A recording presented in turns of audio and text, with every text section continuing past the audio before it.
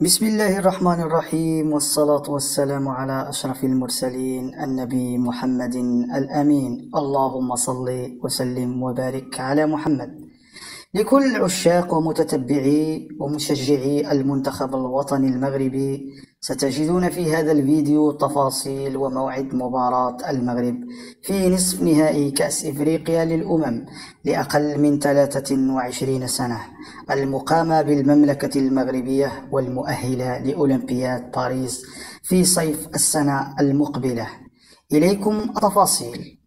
بعد فوز المنتخب المغربي الأولمبي على منتخب غينيا ثم منتخب غانا والكونغو برازافيل وتأهله عن المجموعة الأولى ب9 نقاط، سيلتقي المنتخب المغربي الأولمبي في نصف نهائي كأس إفريقيا نظيره منتخب مالي، وذلك في يوم الثلاثاء المقبل 4 يوليوز في تمام الساعة 9 مساء بتوقيت المغرب وتونس والجزائر، و10 مساء بتوقيت مصر، و11 مساء بتوقيت مكة المكرمة.